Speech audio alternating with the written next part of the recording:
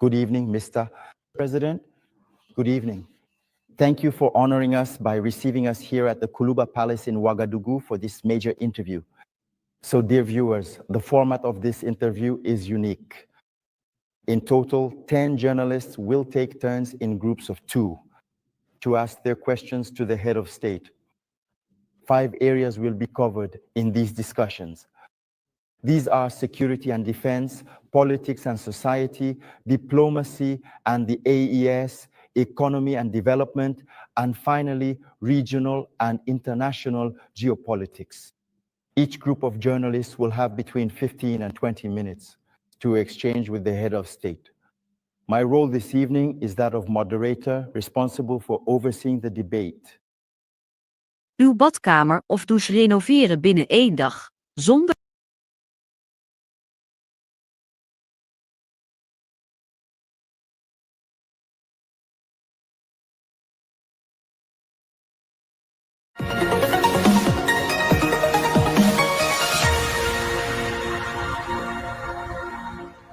Mr. President, with your permission, we will now welcome the first group of journalists.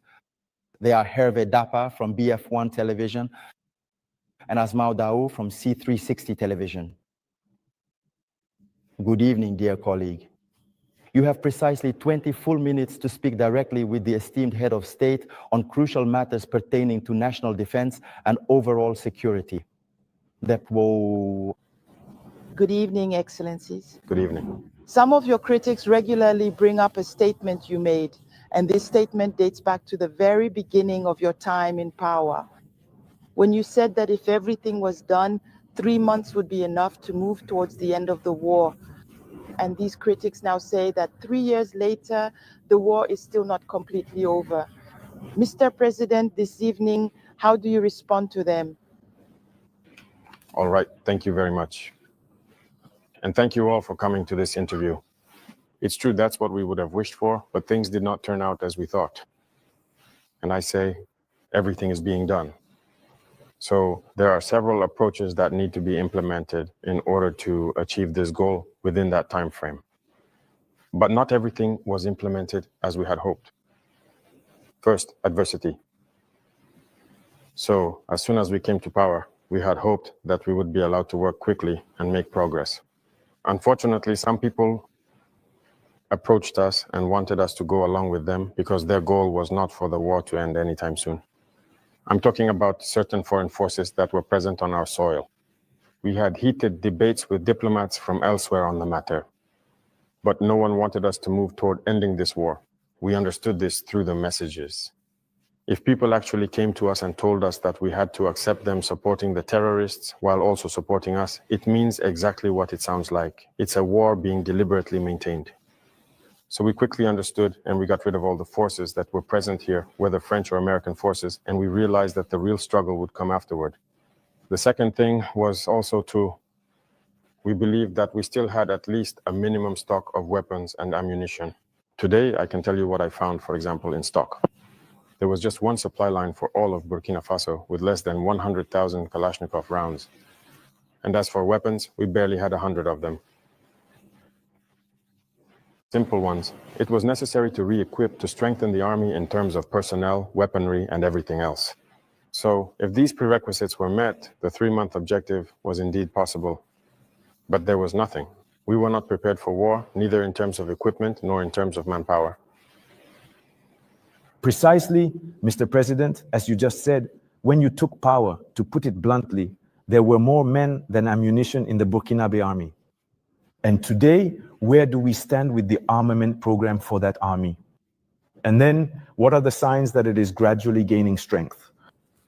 Very well. As I said, I can't describe the whole situation as it was. It was catastrophic. And as I said, you can investigate. There may even be soldiers in this room who were on the front lines without weapons that existed in our army.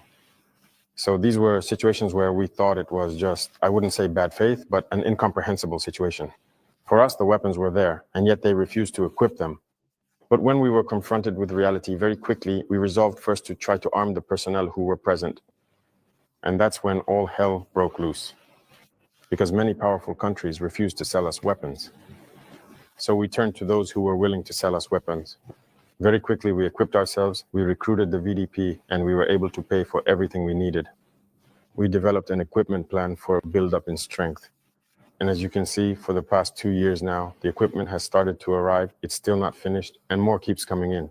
Maybe in a few days, you'll see even more new equipment being presented, which is mainly support equipment. Because first, the infantry, we had to equip them so that every man could have a weapon issued to him. That was a big challenge. We've achieved it. We keep recruiting, as you can see. Every year, we recruit between 10,000 and 15,000 men. That's a considerable effort, because when we say adversity is present, the number of terrorists increases. Because the imperialists are recruiting a lot of mercenaries who come to Burkina Faso to fight. So we have to adapt to the situation. And now we have our third phase, which is no longer about buying, but about manufacturing ourselves. And we're also working on that. So that's what building up our strength means. We need to be well equipped, but also to create a defense industry. That's very important. In a few months or a few years, we'll have our soldiers here using weapons made in Burkina. Of course. We have the intellectual capacity, there are resources. All it took was to look for them, and there you go.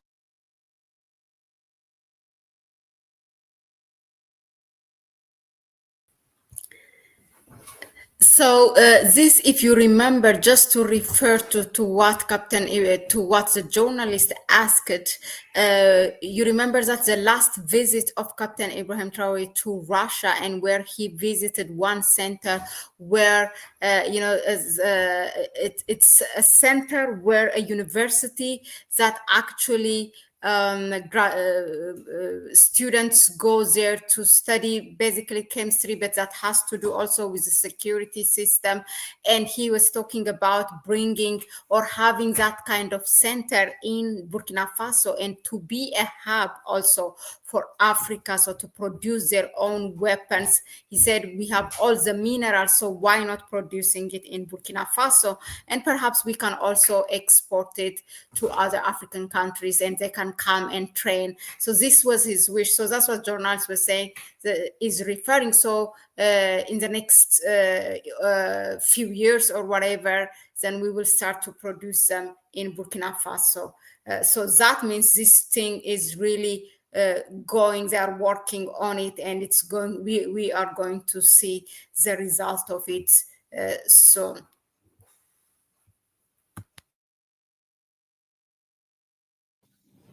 We're working on it. You'll be surprised for sure. Mr. President, I must ask, can we truly win this ongoing war? Are we, in fact, going to ultimately win it? We can only win it.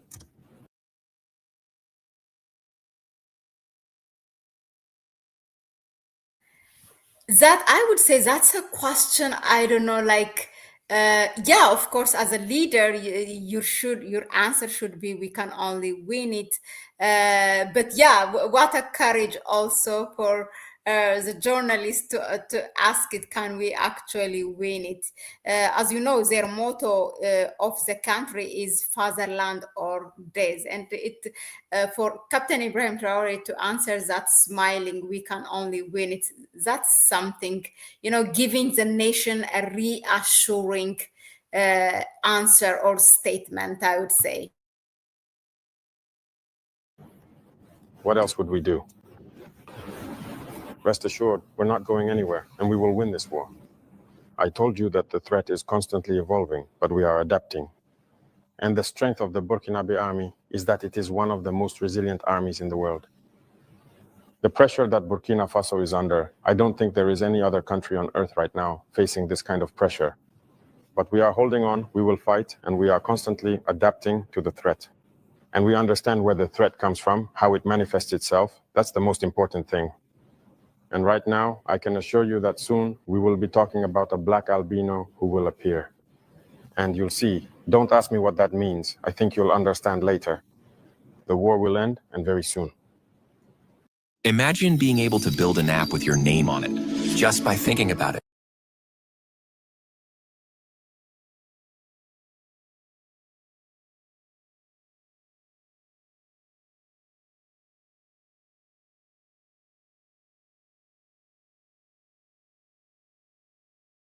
AI creation platform.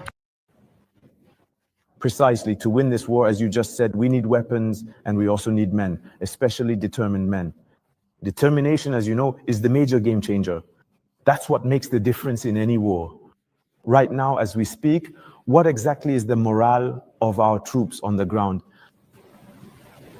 You've really gotten to the heart of the problem. Human resources, determined men. It's not just about supplying equipment. We need determined men. And if you notice, we are in the process of building a quality army.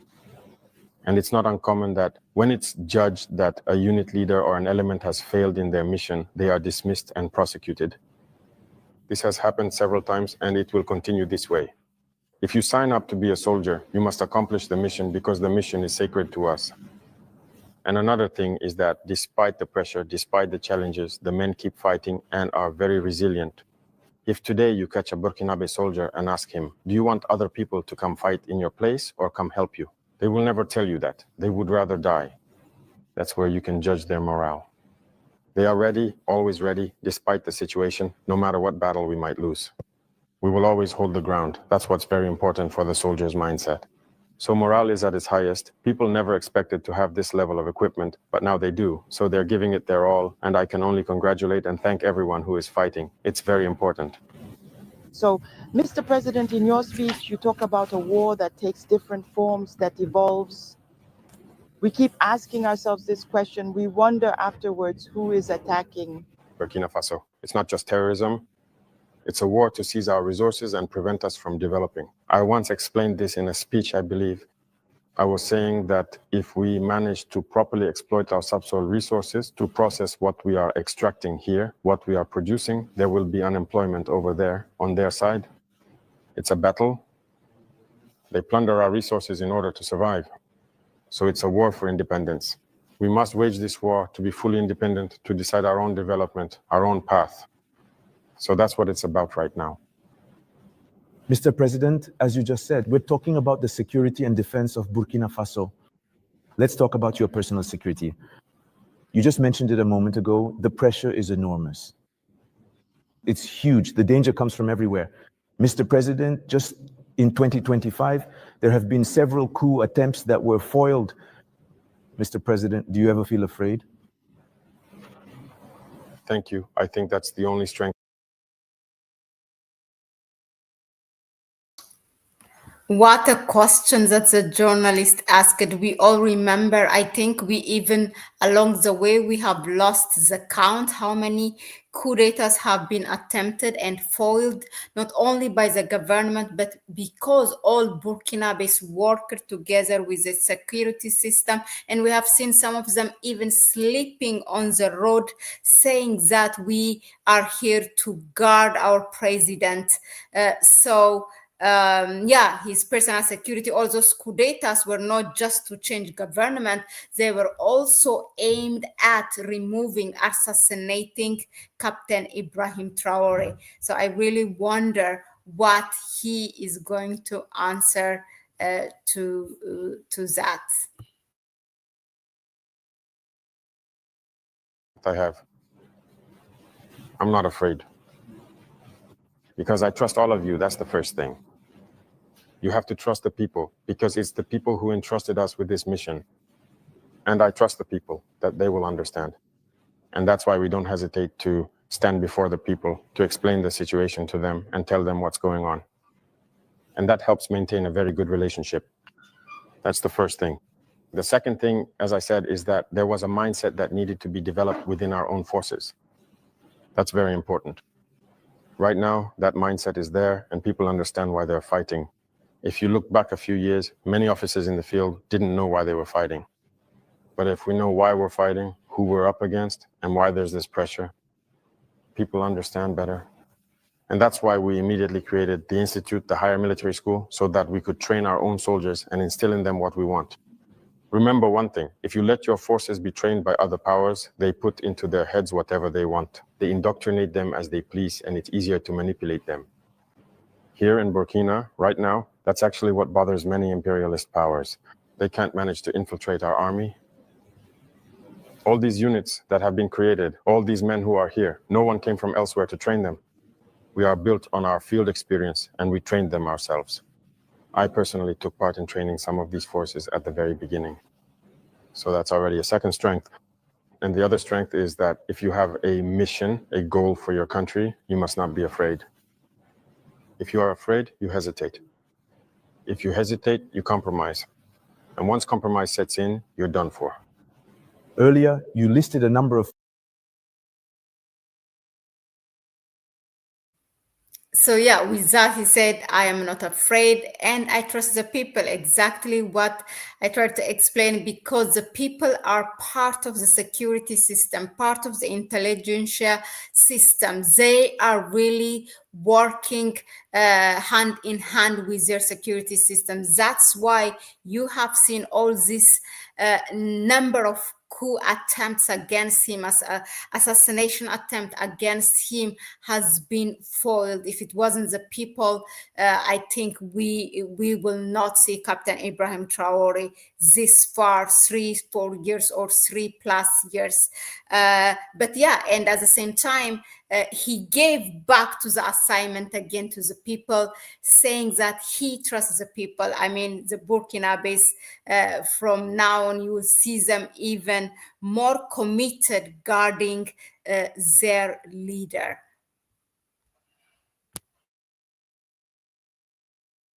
factors that make you feel reassured. I insist because history matters too. It's history that guides us. These imperialist forces, they are real. In 1961, they took out Patrice Lumumba in the DRC. In 1972, they took out Kwame Nkrumah in a different way. And then in 1987, they got rid of Thomas Sankara, always with internal enemies and sometimes with the complicity of certain neighbors. You know what they say, Mr. President? The first duty of a revolutionary is to stay alive in order to continue the struggle.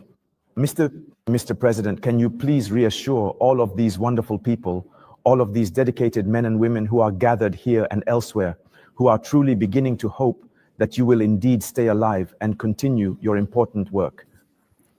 They always I mean, I will leave that answer. I am as eager as you, the audience, to listen to what Captain Ibrahim Traore said, but I also would wish that he is a journalist and he's part of the nation, that the people give a reassurance to the leader that they will be with him hand in hand, because all those assassinations that has been successful by the foreign powers, Patrice Lumumba, Kwame Nkrumah, Thomas Sankara, and many others, and as recent as Mohammed Gaddafi, all of them were done with the complicity of our own people. As they say, we all, I mean, unfortunately, we have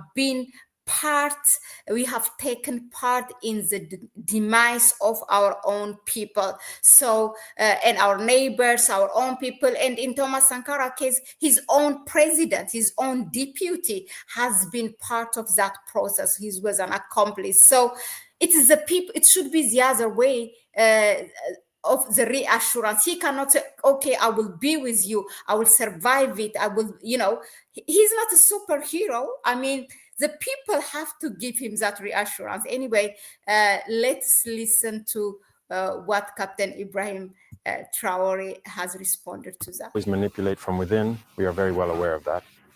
And also, it is our duty to take part in our own security. It's not about saying today that I'm the head of state and I just entrust security to other people. No, everyone takes part. I myself take part. That's why I say it's not just a matter for those who are close to me, it's a matter for the whole people. And security is not just a matter of detained men or whatever else you can imagine. It's a whole system. It's also about behaviors, ways of living. We have to avoid many things, mistakes that may have been made in the past. We have read a lot about everything that imperialism has destroyed, and we have learned many lessons. That's why we say we won't let things repeat themselves. We will anticipate, even if people interpret it however they want, we will anticipate. But that's because we have understood the message, the hope that exists. We will do everything to always stay ahead of imperialism's actions. This part, families, he talks about how foreign countries are now coming to the AES to train. I share some of them already. Yes, before they treat them as children. Sit down, let us do it for you. And with conditions. Now they want to be on their feet. They said they have grown up and they want to do their own thing. Families, please listen to more, and I'll be back. How to stop saying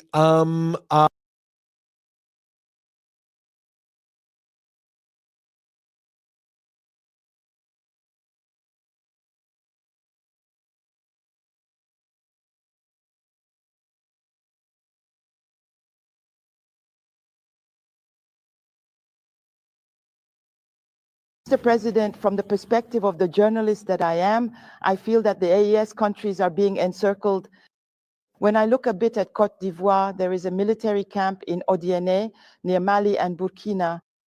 Senegal is setting up units at the border with Mali, not to mention Benin, which also borders Burkina Faso and Niger. Mr. President, do you share this point of view? Do you see things this way? I think that when you decide to make a revolution, you have to be prepared for this adversity. It's a logic that surrounds us. It's a logic that tries to bring us down. It's logical. As I say, it's a battle. They are fighting for their interests. And it's up to us, if we've decided to make the revolution, to do everything possible so that this encirclement is defeated. You see, in Africa, we're used to not having a strong army to begin with. There is no state if there isn't a strong army. But well, that was the system. As I once said to the elders, they came to flatter us. No, you shouldn't arm yourselves. Even recently, I think there was an interview where an American general said it again, that our countries don't need to be militarized. That's their view. We're like children. They're the ones who have to come, sit down, and provide security for us. And many countries are in this situation. They don't build an army. And when the situation arises, it's chaos. We, on the other hand, are building a strong army. That's why I said we fight in Burkina Faso and we train in Burkina Faso. That's very important. What was it like before? Every time, foreign forces, everyone would come to train your soldiers. They treated you as less than nothing. Today, many forces, foreigners, are now seeking to come and train with us. You wouldn't believe it. The world's greatest powers want to come and train with us, with our soldiers. But it's not just about training. They want to learn how we do things, how we operate, who trains us. But today, no one knows how the commandos are trained, how we train them, how we equip them. Why do we think that it's others who should come and train us? They haven't created anything. They just thought about it. We have brains too. So we need a powerful army to face adversity. They will keep surrounding us because there will always be leaders in Africa like that who will allow it. They have their hands tied. They always betray. They will always allow the imperialists to come to their countries to attack their own brothers. If you accept the revolution, you have to go forward with this concept. That's how it will be. So there's nothing we can do about it. We deal with it, but it's up to us to prepare ourselves so that the encirclement is nullified, so they can never achieve their goal. That's all. So we deal with it. Very recently, ECOWAS held a forum of chiefs of defense staff of the Friends of Africa. Mali and Burkina Faso were not there, nor was Niger. We sense a lack of solidarity. You who are at the top of the state, what can you tell us about that? Well, it's not a lack of solidarity. Keep in mind that it's a confederation, not a federation. In some respects, we do a lot of things together, at least in tandem, but in the charter, it is stated that countries can decide on their own relationships and what they can do. We can't tell a country not to collaborate with another country. No, we're not at that stage yet. We are in the process of consolidating the confederation in many areas, including development, defense, and diplomacy. And afterwards, we will move on to the confederation. These are steps. So Niger can take part in meetings. The confederation is not closed off. We are open. We interact with everyone. We are very Pan-Africanist. We are truly open to integration, to everything there is, but with principles. All right. When it comes to defense and security, we'll leave you with one last question. Families, a question was asked about the journalists and the national TV or national media.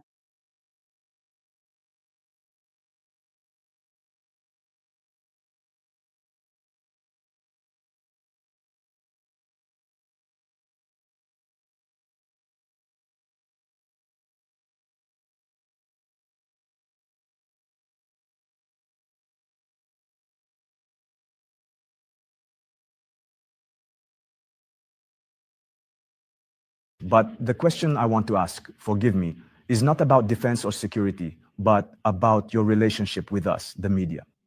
Mr. President, do you have a particular problem with the media, with us, the journalists?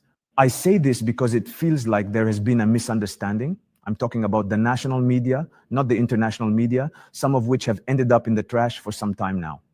That's a fact. There is no national media.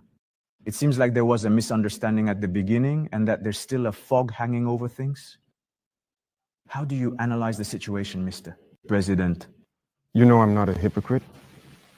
There was a misunderstanding, there was a fog at the beginning. But today I must say that I really commend the media for their professional work. We must avoid following along the work of imperialism. Of course, many among you were trained by them. That's it, you went to the white man's school, as we like to say. They're the ones who trained you in journalism. So I don't often blame you when people try to behave like them. But I speak so that people become aware that this is about our homeland. Look, this morning, for example, read the headlines in the newspapers in France.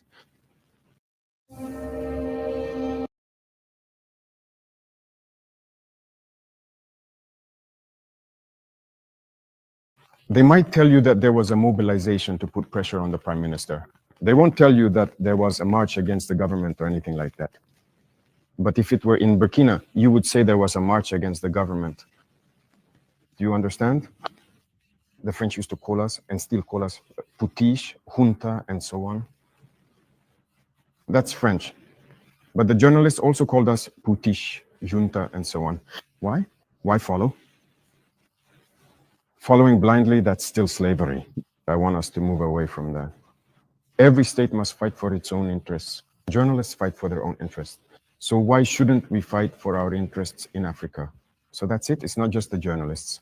I also blame some intellectuals who appear on TV panels in Africa. When they speak up, you start asking questions. But is he African?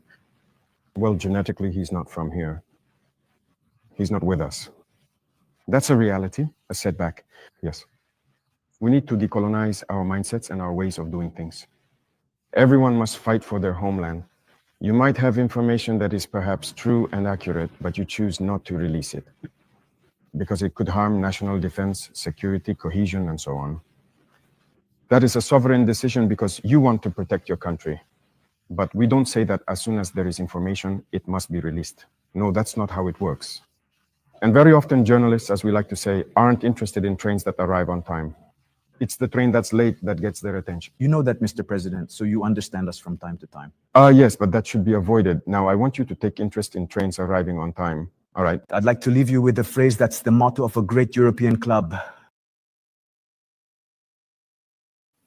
I just want to reflect on this one. This is so true because for so long I was saying that how our African broadcasting services, which are mostly national broadcasting services, are completely copying what is broadcasted in the Western mainstream media. They don't even make an effort.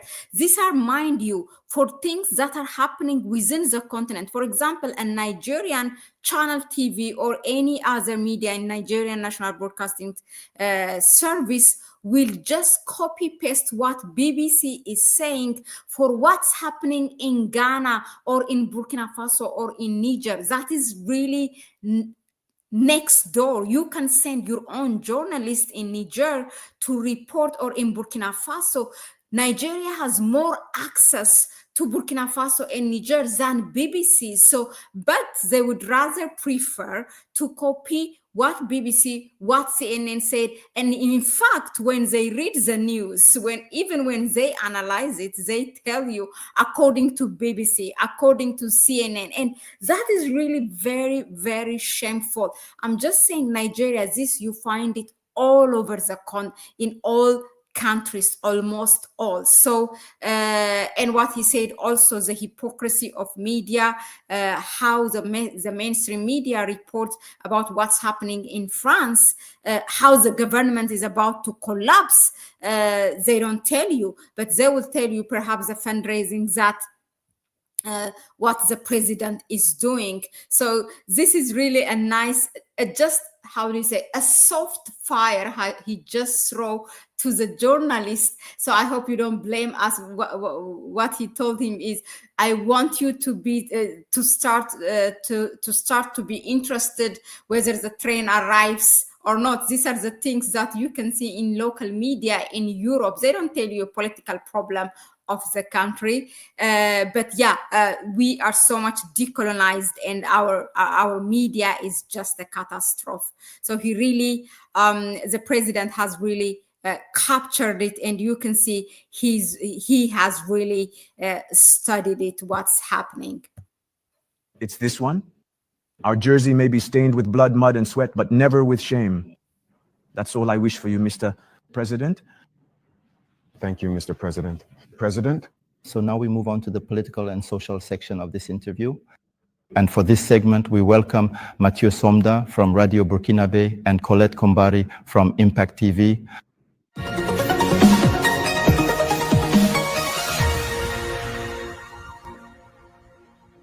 Good evening, dear colleagues. You also have a full 20 minutes to thoroughly discuss important political and significant social issues with the esteemed head of state, Monsieur Pede. Your Excellency, Mr. President, September 30th, 2022 to September 30th, 2025. Soon it will be 3 years of managing state power. What is your interim assessment in terms of implementing your vision and direction? Politically, through the progressive and popular revolution. It must be said that we took over the country with a certain situation on the security front, but also with a different situation on the economic and political fronts. Deze mascara heeft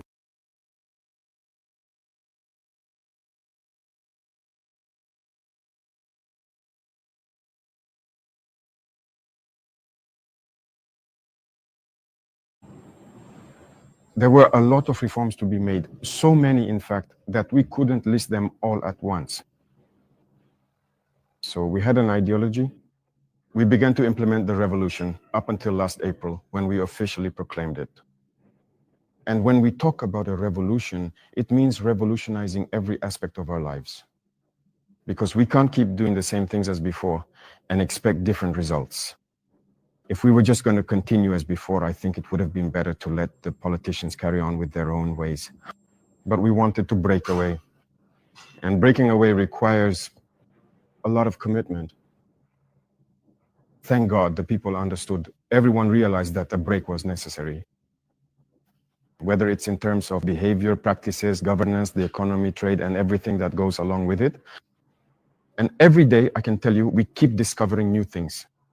Because the system that was in place, I like to use a metaphor and say it was like a big knot that we found. You untie one and another appears. When you untie one, another one shows up. So there were many problems in our society that we are currently working to solve.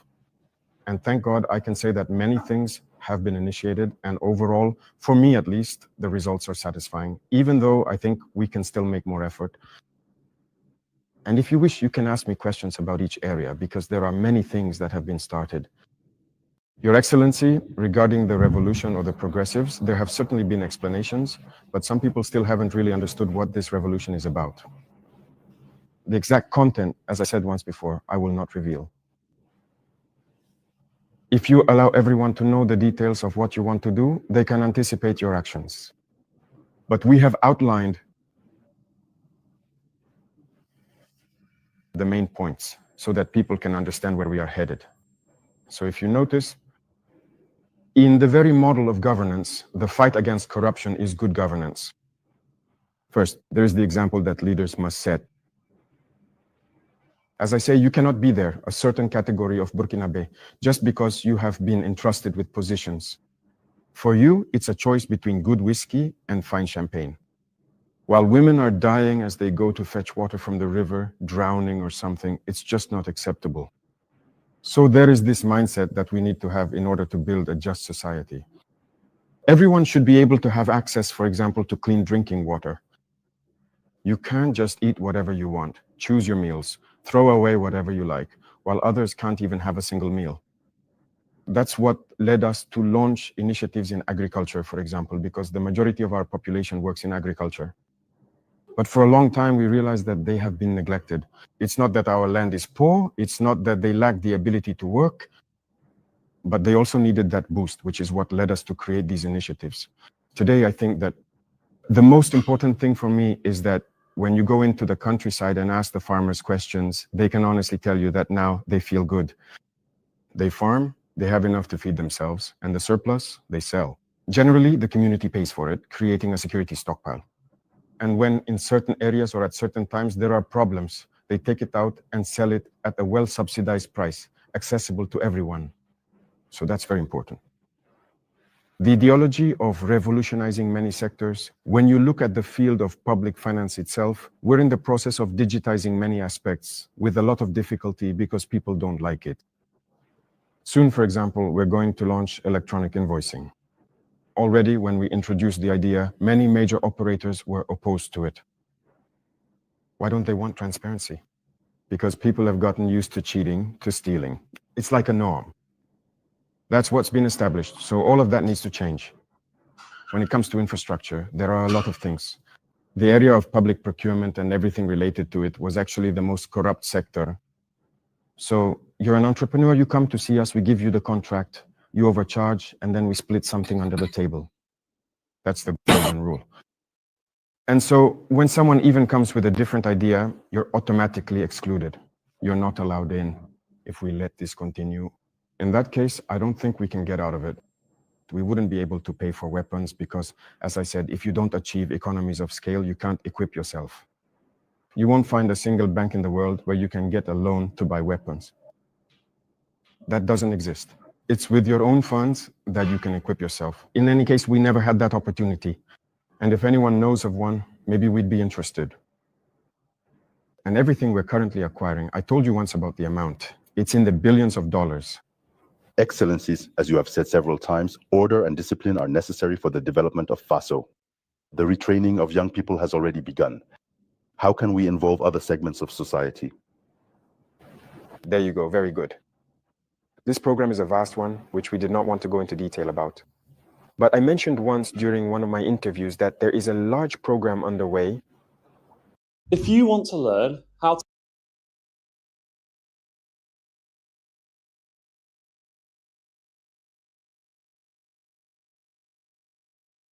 Actually, young people are good, but they're not even our main focus. Our target is the little ones. The little ones, they're our target. After Sankara's death, as you know, all the daycare workers were sought out. Some of them even passed away, unfortunately. But the daycares were closed. Maybe it was the private sector that managed to get by, opening a few preschools and such. And well, school became something else entirely. You know, if you want a society that will be combative and competitive tomorrow, you have to invest in children. Today, I separated the two ministries so that the Ministry of Basic Education could take this aspect into account. You see, we launched a lot of recruitment through the normal competition for early childhood supervision. But we have just exceptionally launched another round for those who have already been trained, whom we want to recruit, so that this year we can start a certain program. They are the target group. And we will get there. We have a program so that we can start a certain patriotic and civic education at the level of the youngest children. And once that's instilled there, we will have good citizens tomorrow. We're also doing this with the youth. We had the high school graduates go through immersion. They were afraid at first, but I think they've learned a lot. They need to be more supportive, humble, and they need to understand Burkina, because someone who was born, here in Ouagadougou, who is in, well, he sleeps in whatever bed he wants. He even complains that the mattress isn't good enough. In the morning, he gets to choose whatever he wants for breakfast. During immersion, he sleeps on the floor on a mat. He'll understand that there are other Burkinabe who sleep on the floor. During immersion, he doesn't get to choose his breakfast. If there is any, there is. If there isn't any, he eats what everyone else eats. Already, in his mind, he understands that there are two sides to Burkina Faso. And I'm talking about the immersion of the private school student. There are days when they'll have 2 meals, days with 1 meal, and days with no meals at all. I hope they've done it. It's so that they understand life. We're young, but if we've reached this age and still haven't understood that there are different kinds of Burkinabe, that's dangerous. Young people need to understand that there are some who can't even afford a meal. And when he goes to bed hungry after a whole day without eating, do you really think that if he's given a responsibility tomorrow, he'll always have his head on straight? If I have who squander money and have nothing to eat, it's their conscience that will make them grow. So these are the trials we make them go through. I had planned for 45 days, but because of the registrations, I said to do 30 days. But for the next sessions, I hope we'll go for 45 days. So future high school graduates and gold medal certificate holders should get ready to face this. And the program will continue to grow. This was the first experience. But we hope to be able to change even the mentality of the youth. Excellencies in the Council of Ministers, the decision to reform the agrarian and land law, as well as the status of customary and traditional chiefs, was adopted. What are the motivations? The agrarian reform was necessary. You know how many conflicts have arisen over this issue of land? There are villages that have fought with machetes, families that have been divided because of the land issue. The state must take responsibility.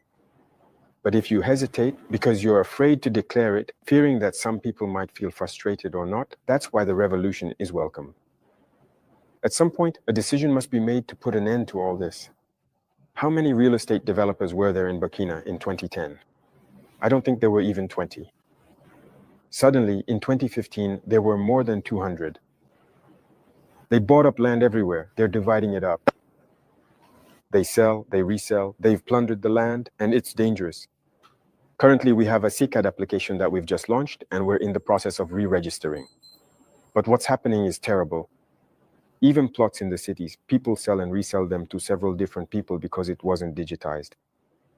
It's a huge registry. Do you think someone can go through the records, find the parcel number, see who it belongs to, and then you go and buy it? It's just not. So there are a lot of duplicates, and it creates conflicts. And while those politicians were doing that, they were attending conferences, events, talking about social cohesion. You can't promote social cohesion while dividing people over land. That's why we decided to take responsibility and put a stop to this massacre.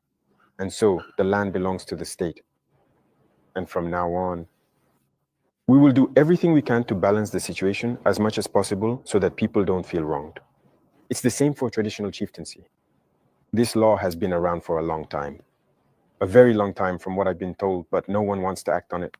But we have decided to get involved to take a closer look because as far as I'm concerned, traditional chieftaincy must be respected, must be listened to, and must be the one working for social cohesion. When they speak, when there is a conflict, a contentious situation, they must speak up to bring people together and their voice must carry weight. So there are a certain number of privileges, if I can put it that way, that we've put in place, symbols of authority we've established so that people respect them. Whether people like it or not, they are respected. And they themselves command respect. Because recently, politicians had manipulated them. Many people today regret having marched alongside the politicians. There are villages where people are divided, where people no longer respect the chiefs. But with this law, in any case, that we brought to the LTE, we tried to clarify many things so that their respect in society could be restored. And that is very important. Excellencies, the fight against terrorism is affecting our social fabric with suspicions of communal exaltation. Living together is threatened by a right. How can we get Burkinabés to reconnect with core values such as solidarity, civic-mindedness, and social cohesion? I think these values are coming back on their own. On the contrary, the war has also led people to understand many things, and people are starting to unite more. You know, social inequalities create more problems for social cohesion than terrorism does. There were too many social inequalities. I used to tell some people, I said, listen, you've had enough to eat. How are you going to sit down with someone who hasn't eaten at all and talk about social cohesion? It's not possible. It's the same situation I just mentioned to you. We must try as much as possible to bring people to a certain level. As long as there is wealth, it should be well distributed. That's the first step. When it comes to abuses and everything else, we need to be careful. There are a lot of people who have made allegations. Just recently, when we saw the case in Solenzo, they released images, talked and talked. We didn't say anything, we kept calm. When they finished talking, we showed the truth. The civilians who claimed that the forces had killed were actually transported here to Ouagadougou and put in safety. If they were killed, why are they in Ouagadougou? How did they end up in Ouagadougou? Often, it's done deliberately. They make up whatever they want with their NGOs, their media, and all that.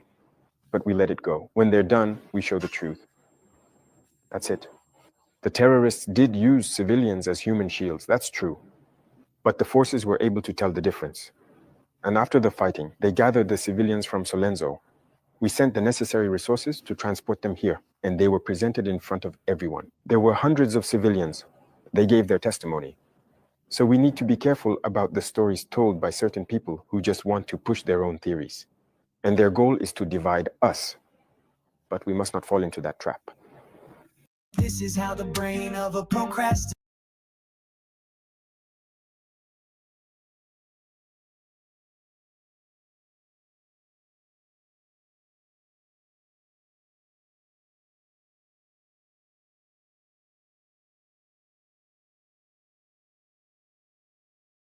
Excellencies, this year we have seen the resumption of social dialogue between the government and the unions after several years of interruption.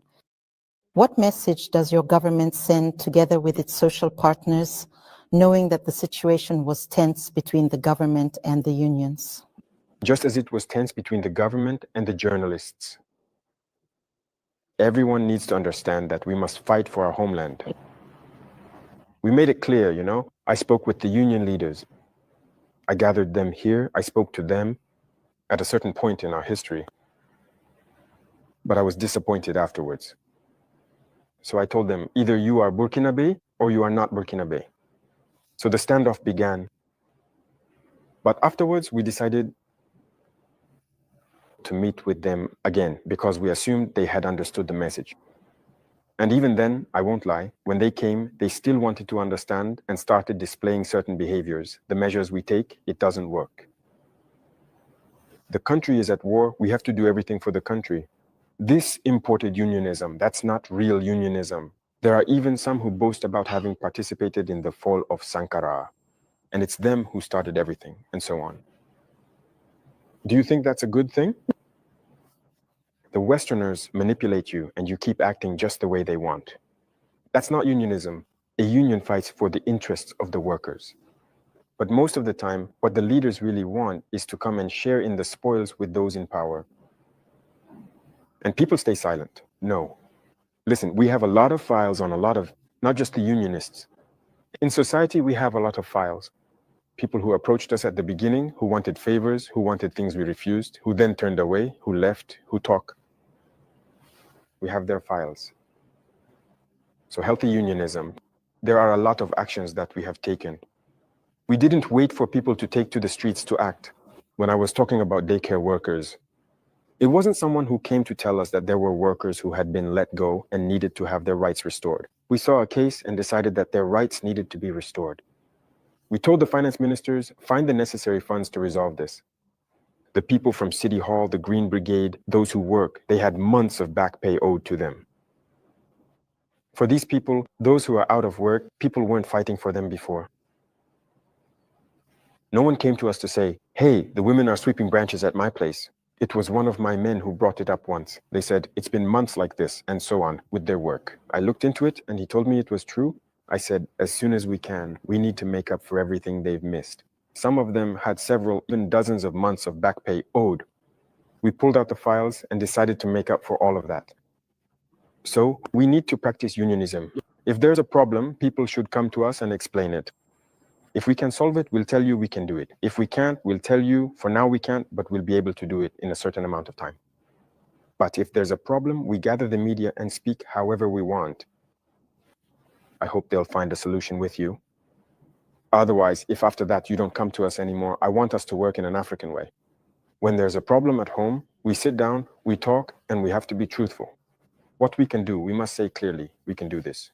What we can't do, we'll also tell you that we can't. Now, if you don't want to, everyone does what they can, but we have to be responsible. There is no problem that cannot be solved. And as I always say, always act with the interests of the nation in mind. That is very important. So we resume the dialogue as we do with everyone. We haven't broken off dialogue with anyone. Everyone is welcome here. Thank you, dear colleagues. The allotted time for this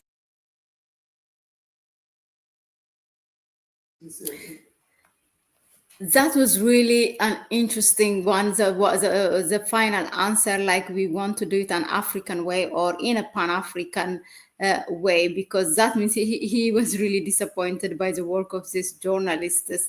But I want to go back to where he talked about how they are training the children or the young generation. In fact, he said, the youth not even, it doesn't interest us anymore. Our target is the children. That's what he said.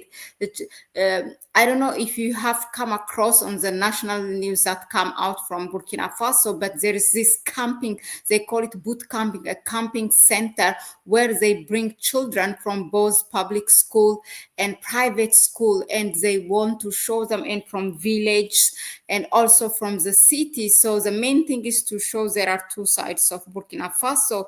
There are poor people and there are also those who are able, who get to eat 3 times or more than 3 times a day, and there are those who doesn't, maybe 1 time a day, or who doesn't have any choice actually. So he want to show that, and that kind of mentality, they can be able, to build people knowing what their country looks like, and that there is a gap.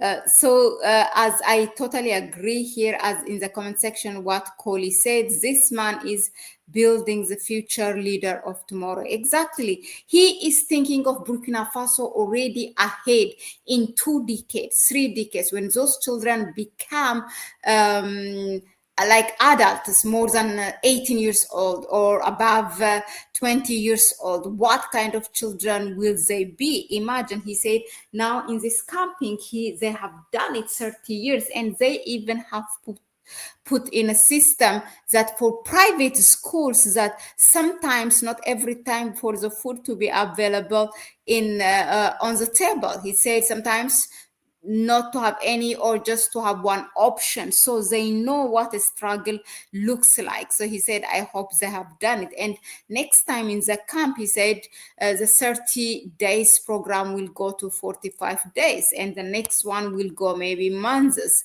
So with this, in 2 decades, Burkina Faso do not need even a leader like Captain Ibrahim Traore. They don't have to bother, because all those, the whole nation will become having a mentality of this leader. So why do you need any leader? Yeah, he's thinking far, and this is exactly how a leader should be. You don't just think at the present time, you think ahead. Now let's continue listening to the questions and his responses. Segment has come to an end and even gone well over. We sincerely thank you for this comprehensive series of insightful questions dedicated to the crucial political and social segment. The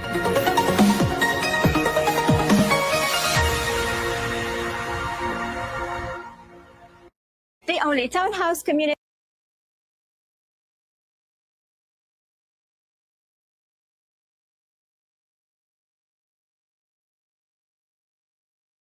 The concerns related to the economy and development will be addressed by Sumaila Rabu from Savan Media and Jean-Marie Tawe from Sidwaya Publishing.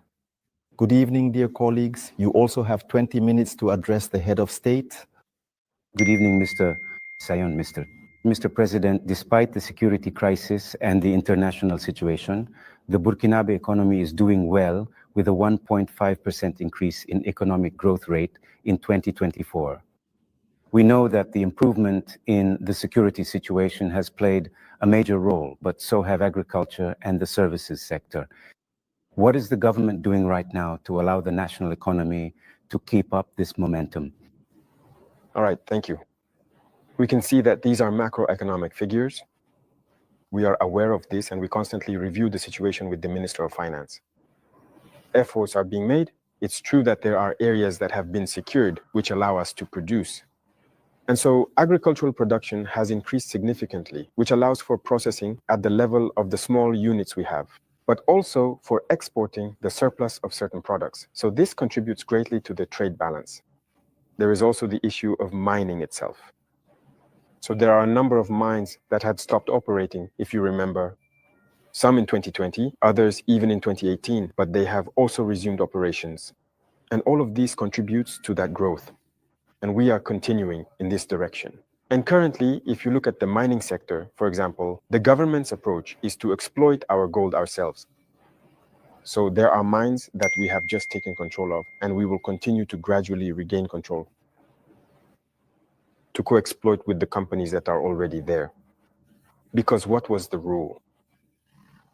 Someone comes, gets the permit, exploits it, 10% goes to the government, and the rest is for them. And by the way, we have no control over that 10%. So right now, we are really taking back control to make sure we know what is coming out of our subsoil. They also take a significant share. So all of this contributes to economic growth, especially considering the initiatives we've launched in the agricultural sector. Many other ventures have been financed, and in any case, this allows for solid growth. But for me, the most important thing is that when the Minister of Finance often brings the figures, I say, well, that's all very good, but I send someone to the market. You see, that's what we call an empamore. How much does a can of corn cost? How much does a can of millet cost? I gather the information, and if the cost has gone down, we know there's an impact on the population. That's what's most important.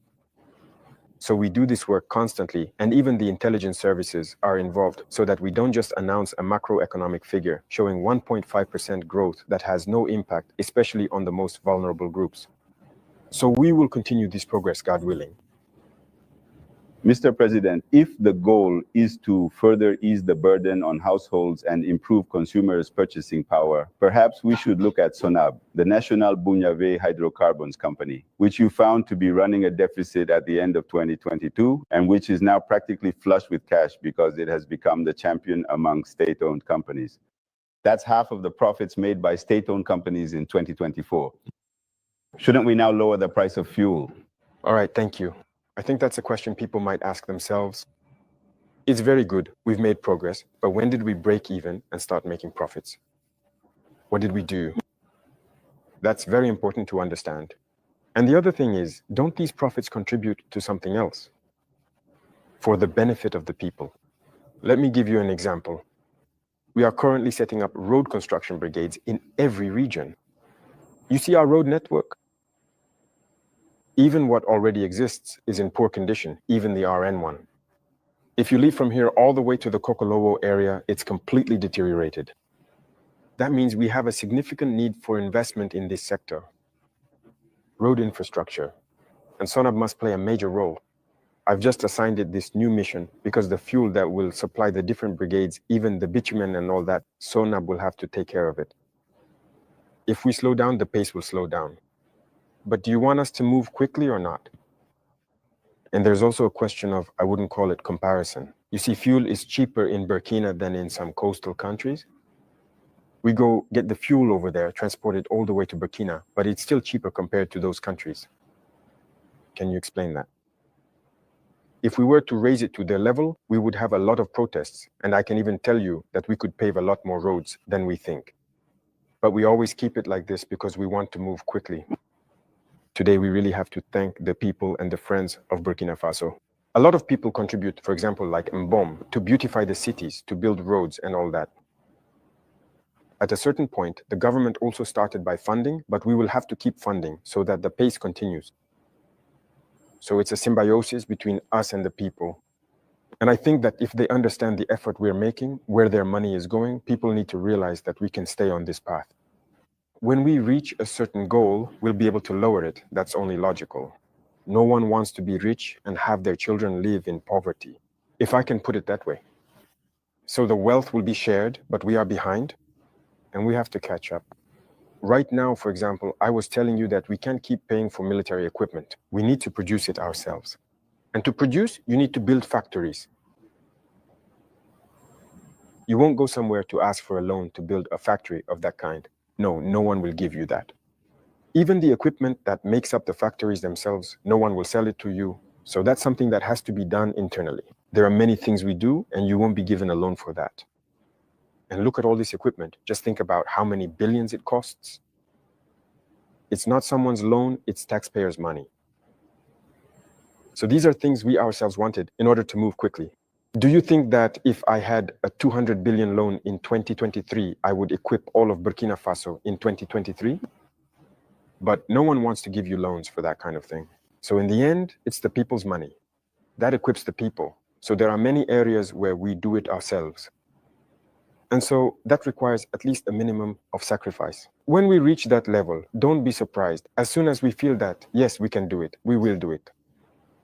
So, Your Excellency, in the infrastructure sector with Sonab Fasomebo, as well as in industries with Fasokosam, the tomato factories, SM Sosiko, and the mines, the state is becoming more and more involved. Isn't the state starting to take the place of the private sector? That's a very...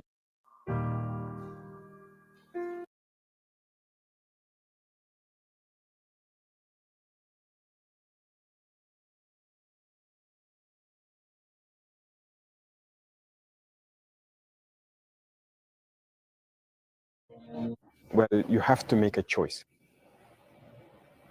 That's one thing. And another thing is you shouldn't see it that way. The private sector still has its areas of activity, but you need to have the ability to adapt. There are things that should be handled by the state, but then it's private again. Why is that?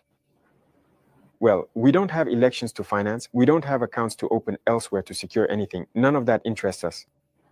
So our relationship with the private sector is becoming healthier and healthier.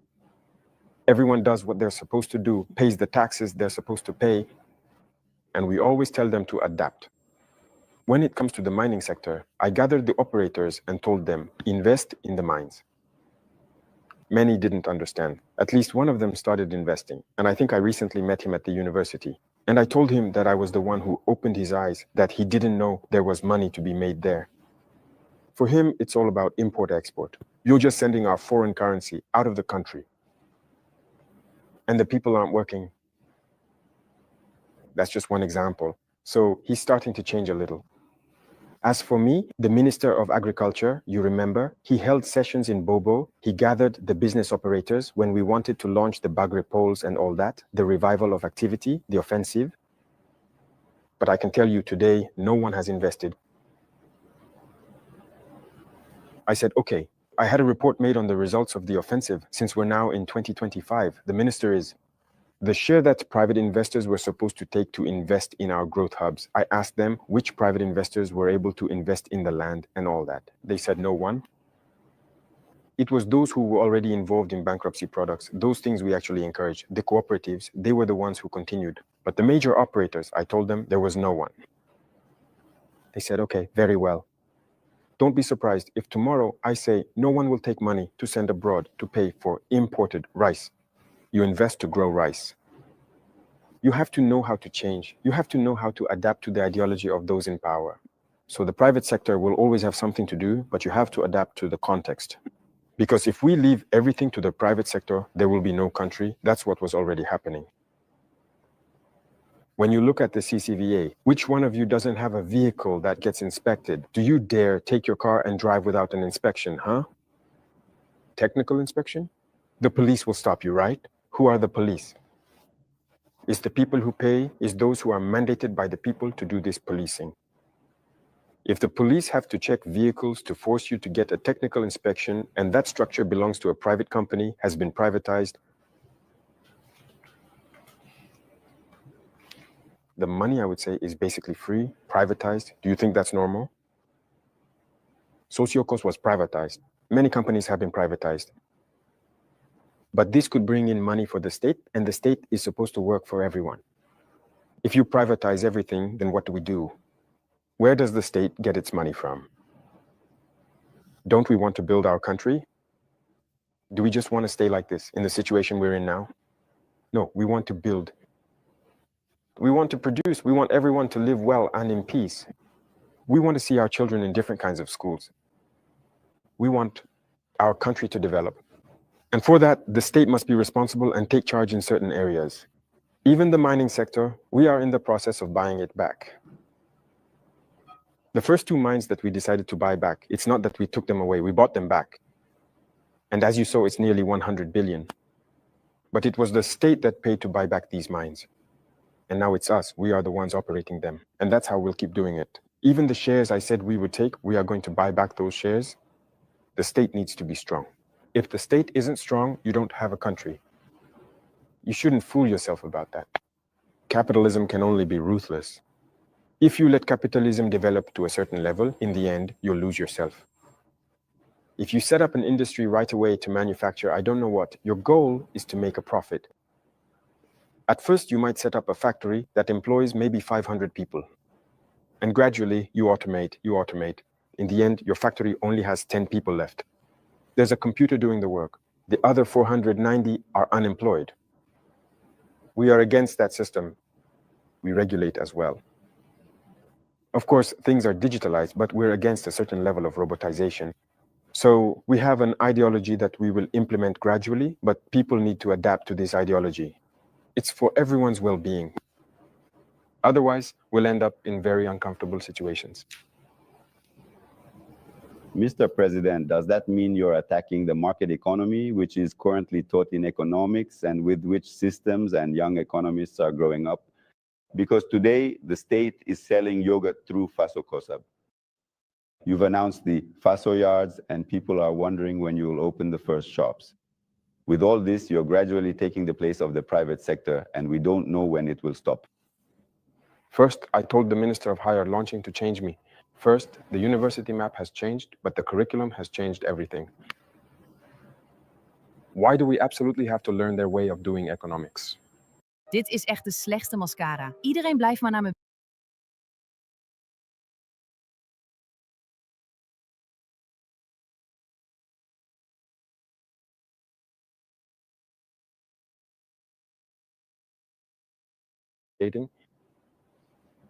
Is it God who came down again, as I like to say? To create, to bring people together, to create schools? These are people who created concepts and who created schools. It was human beings who created schools. So they were the ones who set up the programs and so on. The curriculum in the United States is different from the one in France, different from the one in England, and so on. Each country has its own way of teaching its people to reach the level they want. So we too are going to create our own model. In fact, that's what puts us behind. Unfortunately, our school model isn't good. We took it from others. We adapt it. And in the end, what are we actually producing? Okay, we train a lot of economists with this approach. But does it work? Does it really work? All right, we're in the process of changing the system. Are we making any progress or not? That's the question. That's the whole question. He talked about the MBA, about various things. There are dams that have been damaged for decades, made of sand or whatever. This season, the water is inside. It's thanks to our system. When we manage to restore these dams, people can produce during the rainy season. They can produce all year round, and they're very happy. They also have drinking water through the Onya, thanks to these dams, for drinking. And we're going to keep going like this. Should we do this? Or should we just sit back and say, no, everything should be for the private sector? And first of all, this issue of the private sector, there are people who still have a backward political mentality. And we told people to change. You followed the statements of some ministers closely.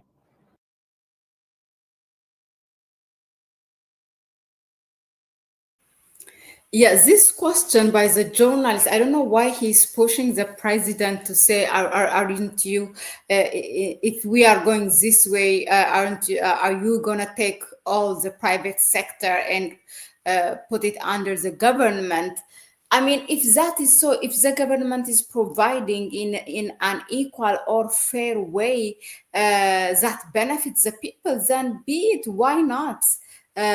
Yeah, I don't know what he's trying to insinuate there, but yeah, this is for me, I don't think that question should have been asked. In fact, this is for the second time he's asking him, because he has seen, and he is also, the president is also explaining, by getting a share of those companies or by also taking away their certification and putting those companies under the government, he's telling what kind of achievements they have got. So if the work is there to be seen, then why not? But anyway, yeah, that's my reflection on this one. Okay, we give you a project, you take the advance payment for starting work and everything, and then you do whatever you want. We give you a project in Bafum, and in the contract, you're supposed to finish by May so that the farmers can access Bafum and start cultivating. You take your advance and just wander around doing whatever you please. In April, we come by, we look, you haven't done anything. You say, no, no, no, you're going at your own pace. That's how it is. We force you, you finish the Bafum project. There are some who work at night, even now, to meet the objectives. It's not that they can't do it, but it's a mindset. And as long as the private sector has this mindset, it's not going to work. I've told you that we're nearly 1,000 years behind. We have to catch up. We're still in the 1800s. We need to make up for lost time, but we can't keep going with this mindset. So we're encouraging people to change and adapt. You're talking about yogurts, for example. Is the market is saturated? We import. I would like to see private companies get into the yogurt business so that we no longer have to import. We have enacted regulations stating that when something is produced in Burkina Faso, you need a special import permit to be able to import it. This means you have to buy what's available locally first. Only when there is a shortage are you then allowed to import. That's so that people get involved. You can see that many private companies are opening factories and all that. If we didn't use this method, how would we manage? There's the big Faso mill that's already there, but we need to restructure all of that. Ik heb mijn droomeetkamer gecreëerd met de prachtige meubels van Belliani. Nu met tot 50% korting en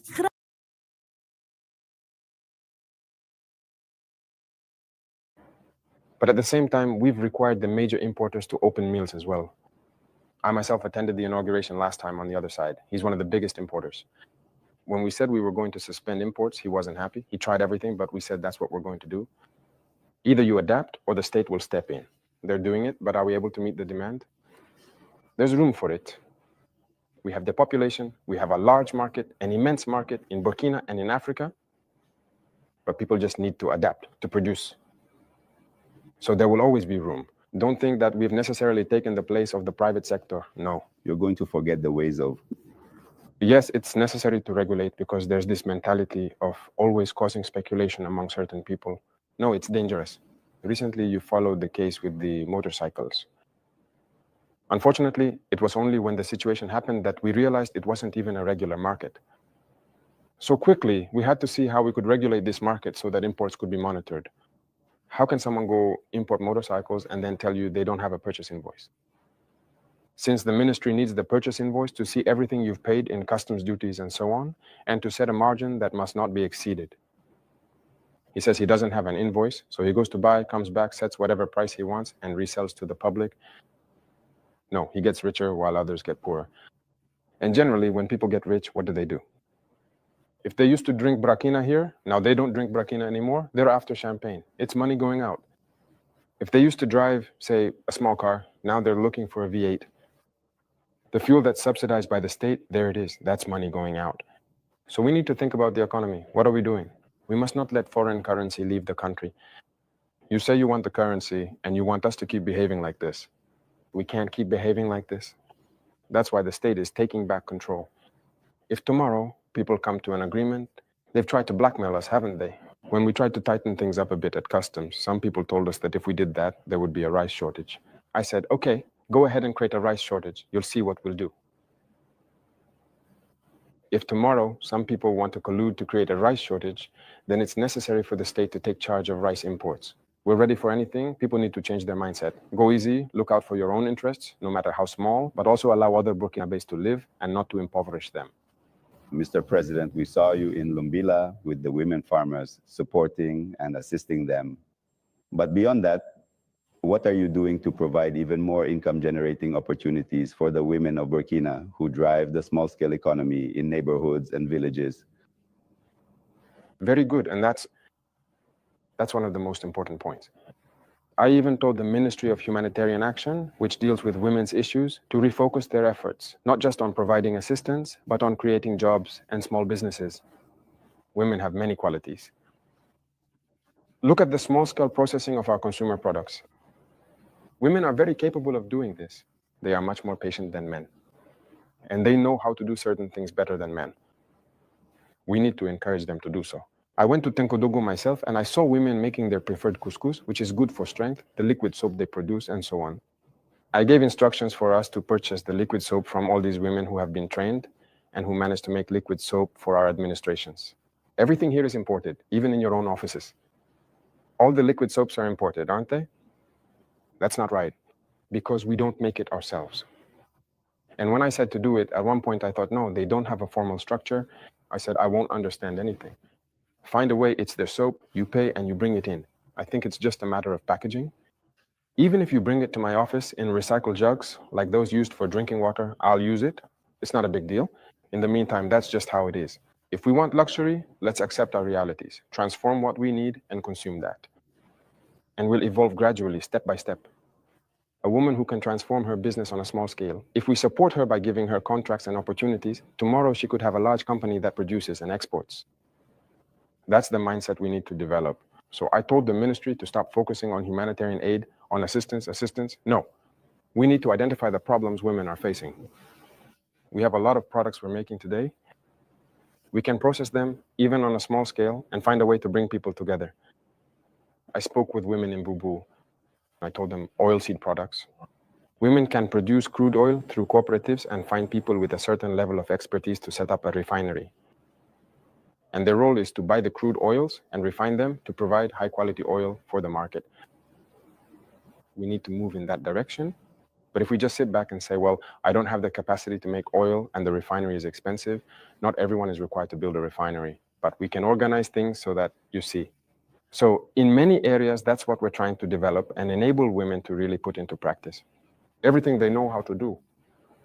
It's a policy that's been set in motion, and I believe you'll see the results. Madam Rapporteur Jean-Marie Traore, this will be the last question. Thank you for your various concerns addressed to the head of state.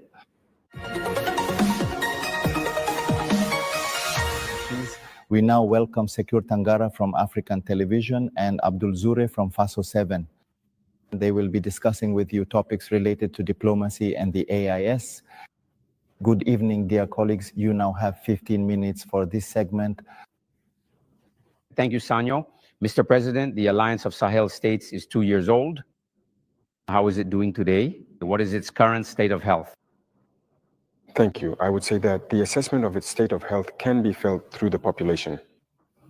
And through the population, I think it is doing well because the AIS does not belong to the leaders. The AIS belongs to the people. And the people have embraced it, which makes what is happening truly exceptional. The AIS has been able to unite and bring people together, and that's what matters most. So we give thanks to God.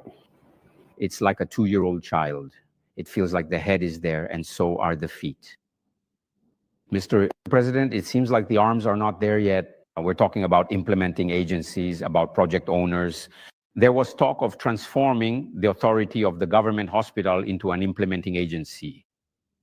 When will the people of the AIS be able to see these development projects, these major projects that benefit the population? Very well. I think this is a transition that is currently underway. It's not final yet, to begin with. There is still ongoing reflection because there is currently a provisional administrator in place. We need to consider how we can effectively turn it into an implementing agency.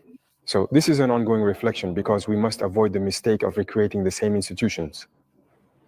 If we model ourselves after the same institutions that failed, it won't work.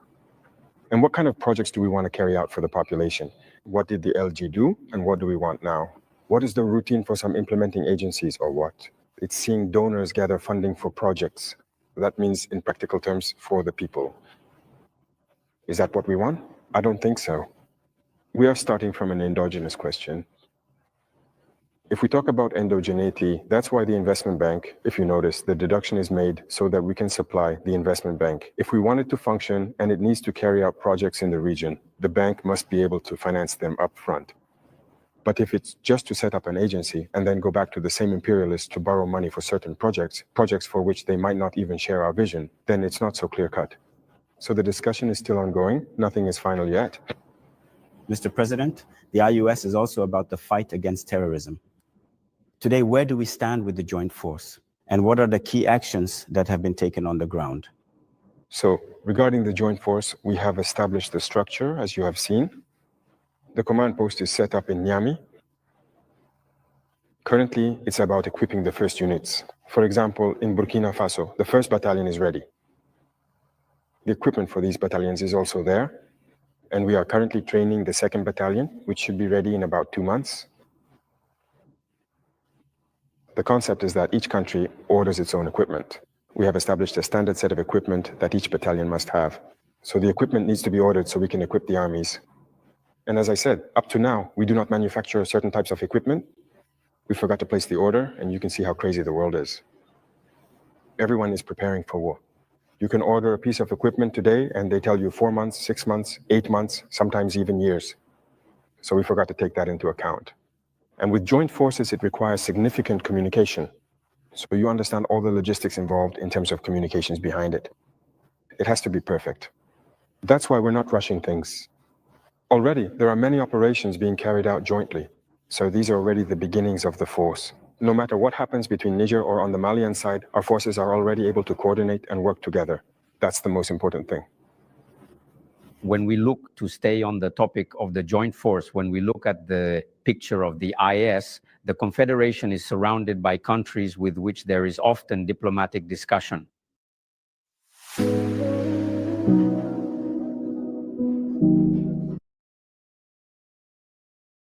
That is to say, if we take Niger, there are discussions with Benin, Mali, discussions with Algeria. Burkina, even if it's not often mentioned, has minor frictions with Côte d'Ivoire. How can we turn these diplomatic frictions into operational opportunities to fight terrorism, Mr. President? That's exactly what I'm saying. You see, it's all around the IS. If we are aware of the threat surrounding us, the only opportunity, the only real opportunity, is to build very strong armies and to try to develop ourselves. That's the only opportunity. Otherwise, adversity will always be there. It's not like what you mentioned. It's real. It's real. But what can we really do? The problem in Africa, very often, is the leaders. These diplomatic frictions. Personally, I don't even like to say frictions between states. There are no frictions between the two countries. There are frictions between the leaders of the countries.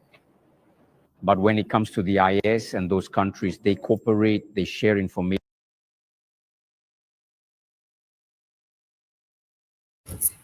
This is so true what he said. The frictions or the conflicts, whatever we call them, are usually between governments. But what kind of mistake we make is that what we do is it's like we make it like we have also conflict between the people. No, I have seen countries that are at war, usually on media war, but the people, they tell you they knew how to live together. And exactly, these are people who cohabited. They knew how to cohabit amongst each other even before the existence of those governments, even before that political conflict that they have. So people from both sides, we have this image because of the media that as if the Burkinabe people and the Ivorian people are enemies. No, in fact, the opposite is true. The Ivorians want really to have a leader like Burkina Faso, and both Burkinabe and Ivorian, they also share tribes as well. So this is a mistake that you see on national broadcasting services or agencies, and we need to take out that. The conflicts are political conflicts that happens between governments, not really between the people. And he made it really, I just couldn't agree more. There is collaboration. Well, for certain cases, I don't know. But I'll take, for example, the case of, even with Benin, we don't have the same approaches when it comes to terrorism. I'll take, for example, the case of Benin. Before I went to Moscow the last time, in May, one day I was there and there was a threat hanging over one of those countries. And the military don't wait to escalate things to the political level or anything like that for certain matters.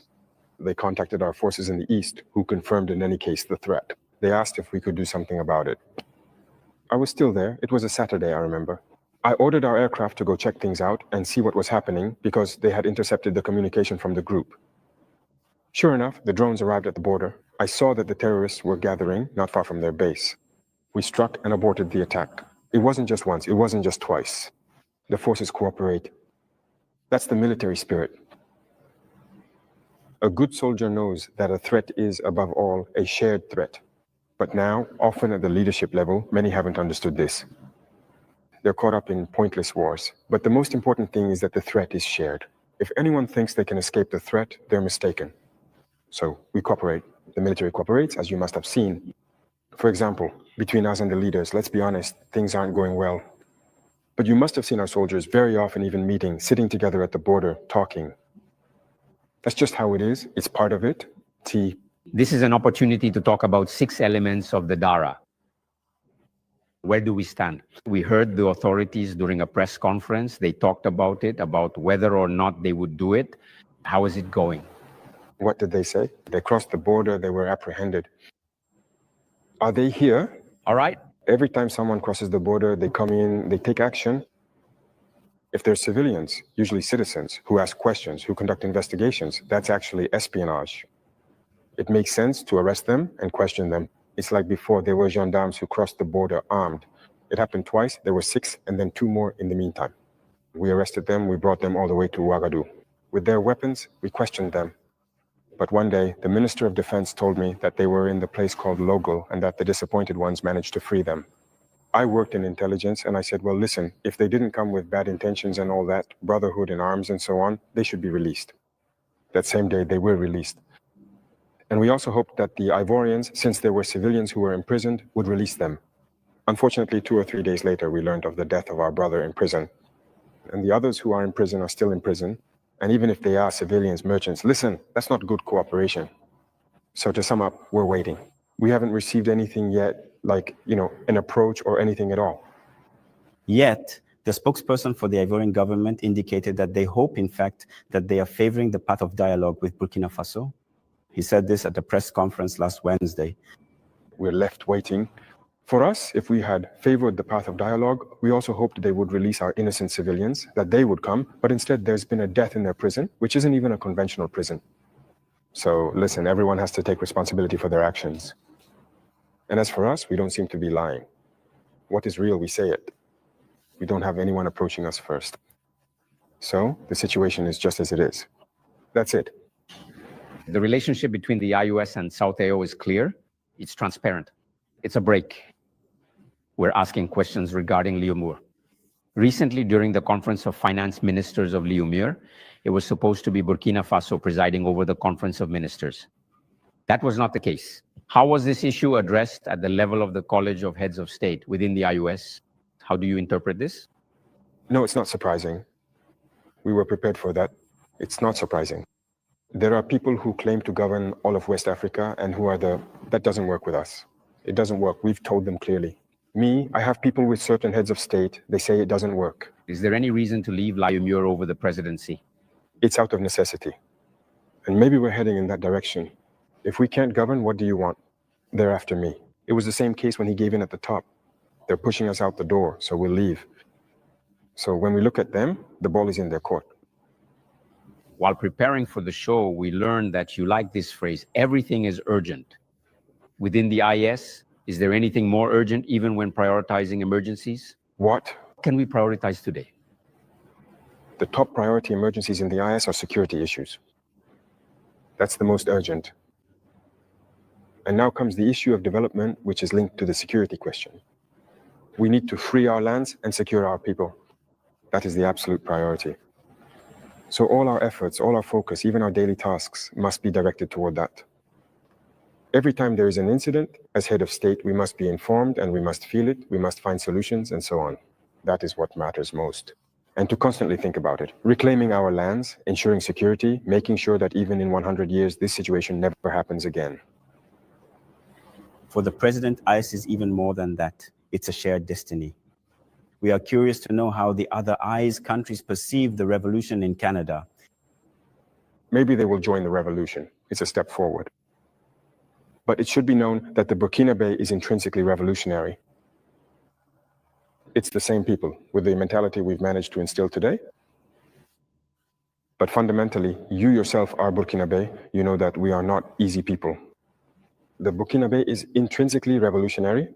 That's why the revolution takes hold more easily. Even when we weren't making a revolution, people themselves were demanding one. So the others will surely proclaim it too, I hope. We have no choice but to make a revolution. It's a completely different concept. The market doesn't have it. We need to revolutionize. Thank you very much for these various and insightful questions regarding diplomacy and the IUS. I appreciate your interest.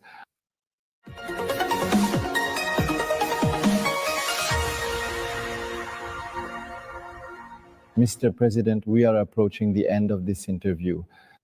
The fifth and final section concerns regional and international geopolitics. The related questions are presented by Dieudonné Ungrana from Aujourd'hui au Faso and Jules Domsé from Vox Africa. You also have 15 minutes for this section. All right, excellent. If you don't mind, we'll always leave aside for Vox. Relations with this country are execrable, and with the direct and frank language of a soldier and revolutionary that you are, you have stated that the reasons for this conflict are not against the people. They see nothing, but it is against the leaders who provide shelter and support to those destabilizing Burkina Faso. So under what specific and favorable conditions could there realistically be a significant lunch, a formal exchange of diplomatic ambassadors between these two particular countries? Wait, why are you using Monday.com? It's not.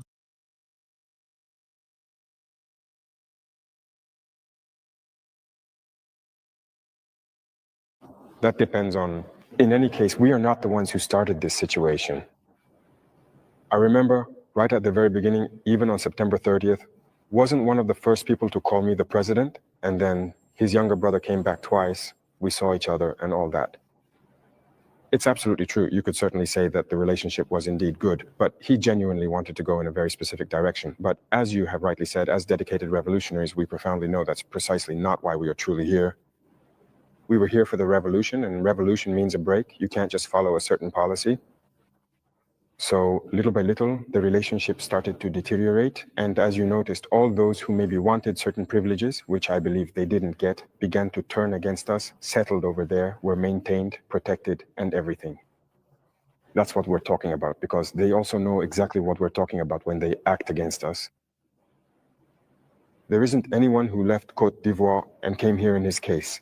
We observed for nearly 2 years. We spoke to them several times. They told us no, that we had to follow proper procedures, that justice had to be involved, issue warrants and all that. We did everything. He doesn't respond. Mr. President, I don't walk. I'll follow up with my brother's question to stay on the topic of Côte d'Ivoire. As you know very well, Côte d'Ivoire has a presidential election this year in a few months. Is that something that interests you? It interests us all the more because we have many compatriots in Côte d'Ivoire, after all. We're afraid there might be violence. And that's not exactly welcome. Because unfortunately, we've experienced violence in Côte d'Ivoire in past years with the Bayeli operations. Everyone in Burkina went through that. Today, we really hope there won't be any violence. Earlier, you seemed to say something I would like you to clarify, because in my opinion, it's a rather sensitive topic. Are you suggesting that today Côte d'Ivoire is being used as a rear base for an organization aiming to destabilize Burkina in the face of... It's even more than that. A rear base, an organization used to destabilize Burkina. The enemies of Burkina are clearly over there, visible and protected. On top of that, there's the issue of terrorism. Of course not. Let's not kid ourselves. The authorities are colluding with the terrorists. Wait a minute. Do you really believe that maybe the Ivorian army is so powerful that when the terrorists just see them, listen, they don't even need to touch them or do anything? Do you believe that? They're supposedly so much more powerful than the 3 IAS armies. That's not true. It's a non-aggression pact. And when there is no non-aggression, you become a rear base. And all of this really worries me. If this country were to face a crisis, the country would be attacked again by terrorists. Because if it no longer wins, and if it does win, the country gets attacked again, and this country will collapse. It was a danger. That's why I kept telling the heads of state, you don't negotiate with terrorists. That's it. So, Mr. President, what do you say to those who claim, well, geopolitics still matters with, you know, this neighboring country that hosts the largest Burkinabe diaspora, while your critics accuse you of practicing gunboat diplomacy with this country to the detriment of our compatriots who are living there? What do you say to them?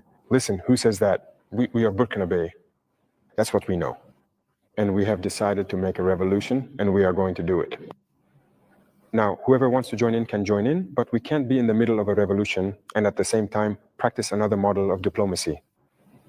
I've told you, the deceitful diplomacy and all that comes with it, we're not ready to be part of that. If something isn't right, we should have the courage to tell you that it's not right. We shouldn't be hypocritical. Usually people in front of microphones and all that say, no, everything's fine. If that's the case, it's not true. Things are not going well. We need to have the courage to say it. We need to sit down, talk, and tell each other the truth. But if people don't want that, just because at a certain time, those guys have to leave, because we don't want a revolution in West Africa, it's not going to work. So everyone should be prepared to face the consequences. That's one aspect of the situation. So, to move away from Côte d'Ivoire, Mr. President, we're still staying at the level of, you have certainly seen the latest poll conducted by our colleagues at Jeune Afrique, and with results that may seem surprising, the populations of the Francophone countries are all in favor of the AES. I would even say that Côte d'Ivoire itself had 66% to specify what is being done at the AES level. So how do you receive this message? Oh, really? I didn't even see that because I no longer follow that media outlet. Well, the contrasts are from the age groups they surveyed. Maybe they weren't expecting this result, but that's how it turned out. They went to Cameroon, they went to Senegal, they went to Benin, they went to Côte d'Ivoire. And over there, the people are all in favor of the AES and for the most part appreciate what is being done at the AES level. It's logical, I would say. West African populations are most of the time connected. It's the same family. It was the colonizer who divided us. And when people see that we're trying to unite, it only inspires, it can only bring joy. So it doesn't surprise me that these people appreciate it. And what surprises me is the fact that they published it. Why did they publish it? That makes you think when you order a survey, it's well known. Afterwards, you're obliged to publish the results. Maybe that's it. But you have to be careful with these people because I totally agree with you. Otherwise, I agree. It's normal, it's logical. With your permission, may I ask you a question regarding your relationship with another organization? What are you still doing in the African Union? Good question. Well, I would say that our situation. Really, really good question. I even said very good question. And I can't wait what Captain Ibrahim Traore is going to respond to, because you have to know that the African Union still bans the membership of Burkina Faso, Mali, Niger, Sudan, and Equatorial Guinea. I think 5 countries, if I'm not mistaken, because of the so-called coup d'etat, as if this is not a people-demanded government change. What happened is revolution, but AU resists to recognize that. So let's go to the response now. In the African Union is so passive that we don't even know if we're in the union or not. We've been suspended since then. No one talks to us. It's really complete radio silence. So honestly, I don't know if I'm in the union or not. But shouldn't we also make a statement by taking a historic step, as was done with ECOWAS, by slamming the door on an institution that clearly doesn't serve much purpose? I had a discussion with a diplomat from that organization. And then we experienced his name as mediator, the president of Burundi, who was even supposed to come here last week, I think. But then there was a scheduling issue with us. And we're waiting for him. We want to hear from him because we ourselves want to know why they're behaving this way. Because we don't want to make a decision without knowing their motivation. Why did they decide to exclude us? Why are they behaving like this towards us? If we know their motivation, then if we leave, we could explain to our people, this is what they said, these are the reasons. And so we decide to leave. It's the same thing as with ECOWAS. We left, but if we're asked why we left, we can explain it to you. But today, if we leave the union and we're asked, we ourselves don't even know why they suspended us. Why are they behaving like this? Sure, they said we're somewhat aware. But as of today, I thought you can also leave because you feel that it's an organization working against Africa's interests. I don't think the African Union is taking a revolutionary stance like the one you're leading. No. Out of respect for certain people, that's why, as long as the mediator who was appointed, who has already sent his envoy to make contact with us, we are waiting for him. is truly out of respect for this president. We are waiting for him. Let him come and address the dispute. Let him tell us what is going on, and we will share with him the conclusions of our discussion. Mr. President, let's move on to the Black Sea in Russia. So the science and art of these instruments, you have a scientific background. So on that day in Moscow, you asked the Kremlin leader to teach us how to fish instead of just giving us fish, meaning technology transfer. I think today it's true. Everyone agrees that this kind of external spoon feeding can't go on any longer. So where do we stand today regarding this technology transfer? Because you mentioned right away to our colleagues that one day we will even manufacture our own weapons. So where are we currently with this technology transfer? I think they clearly got the message. I stated it in 2023 during the St. Petersburg summit. We were given wheat. We shouldn't have to go and ask for wheat again. We need to become self-sufficient. If we are given fish, we must learn how to fish ourselves. And I think that with the initiatives we are currently developing, we have requested during the visit that a certain number of scholarships be offered to students so they can go and learn science. They agreed. So there are already people who have gone to specialize in certain advanced fields. If you look at the creation of the Atomic Agency, we already have students whom we sent last year who are receiving training in the atomic field, which is an advanced technology. We will continue to send more every year. So with the initiatives we're developing, we've asked the UCI to offer a number of scholarships to students so they can go and learn science. They agreed. So there are already people who have gone into certain specialized fields.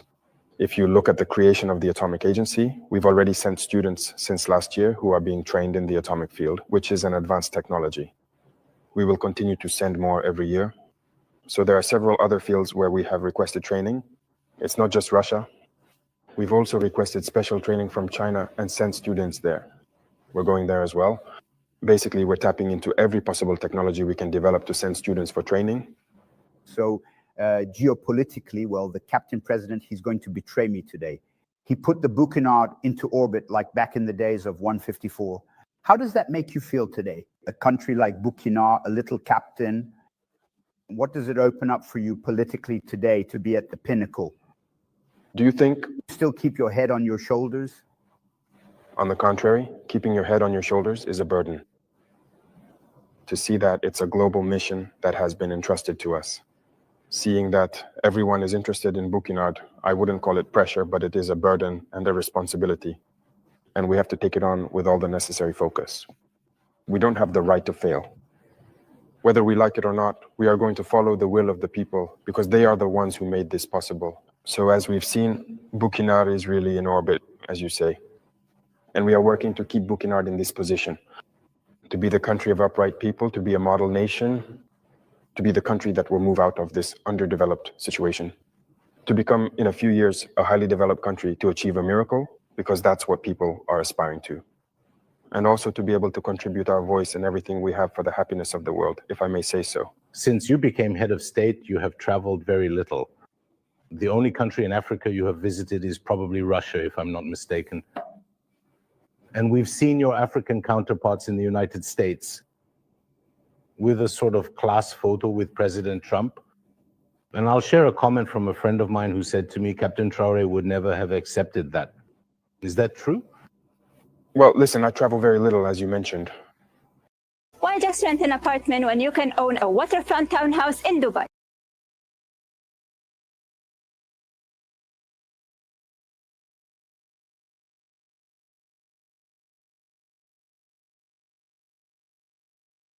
Russia twice for very specific purposes. And it's rare that I go to other partners and only for very specific objectives. Other than that, I don't plan to travel around the world like others do. Because for me, you have to stay focused and work for your country. President Trump himself said America first. It's America first. He works for the interests of Americans. And so I am working for the interests of the Burkinabe people. If I have no interest there, what would I go there for? Now, one of the major geopolitical issues today is, of course, the Israeli-Palestinian conflict. We see more and more countries taking a stand.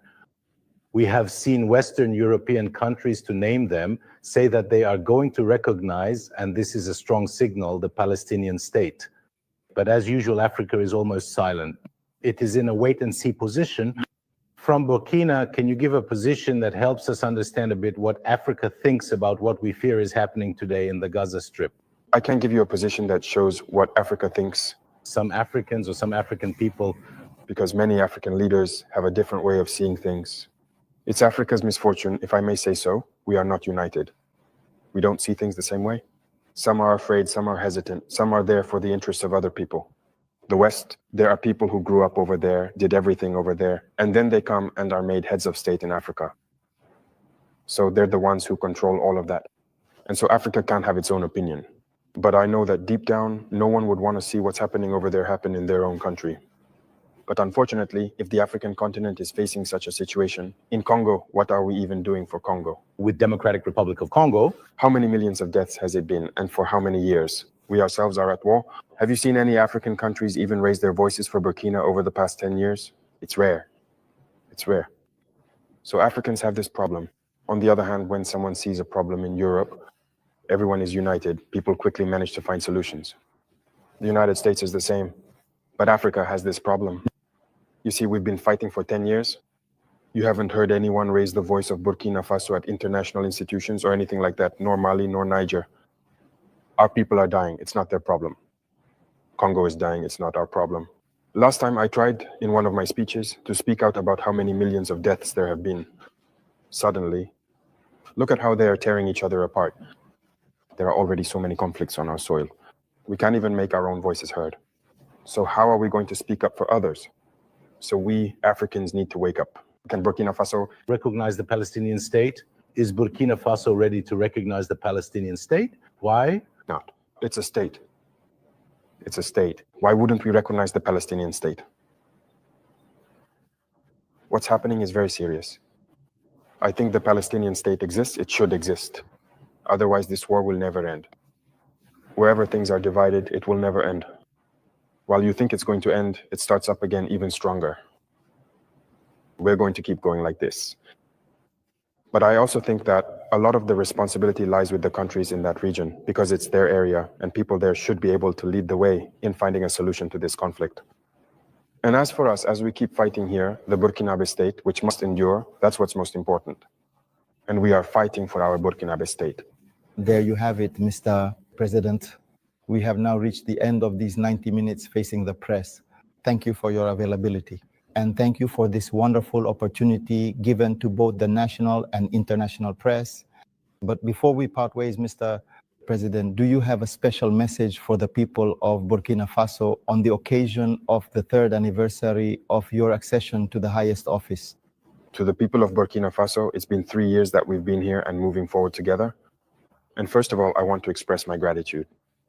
Heartfelt thanks because the people have remained focused on listening to the message we've conveyed. Because one of the most important tools we've used is also communication. And because we understood that imperialists have always used communication to destroy Africa. Because everything that happens in terms of conflict is due to manipulation. These are manipulations. Look, let me take the case of Sudan again. 2 groups are being manipulated by powerful nations. Shouldn't we just talk to each other, sit down together, and make use of our resources collectively? Are we going to provide for our people, or are we going to keep tearing each other apart? All the political assassinations of leaders in Africa, the wars, and everything else, it was all through communication that people were manipulated. And communication is very important. And in this, the Burkinabe people have been focused on understanding the message. And we will continue to communicate to help them understand. What we are doing is about where we are heading. That is the most important thing. Secondly, I also thank God who has allowed us, despite the war, to take action and communicate about these actions so that people understand that a better tomorrow is possible. Hope is allowed. And as long as people hold on to that hope, we will reach the point we are aiming for. And the last thing is this security situation to reassure everyone that the war will end in Burkina Faso. We will live in peace. We will make use of our resources as we should, and we will develop ourselves. That is a certainty. The dream we have for Burkina Faso, we will accomplish it. We will continue to fight the last important stronghold of terrorism. We will continue to reclaim them, just as we did in 2025 with that Great Valley, which had been a major economic reservoir for the terrorists, and which we have taken back. There are several other places where their terrorist tolls continue and everything is set up to supply them. We will recover every season, and hope is allowed. So good luck to everyone. Stay focused and resilient. and we will keep talking to each other. That is the most important thing. Once we talk to each other, we understand each other, and we move forward. Thank you. Mr. President, that will be the final word. Thank you, dear colleague, for your various questions addressed to the President of FASO, Captain Ibrahim Traore. Thank you, dear viewers, for following this interview with great interest. So please stay with our programming.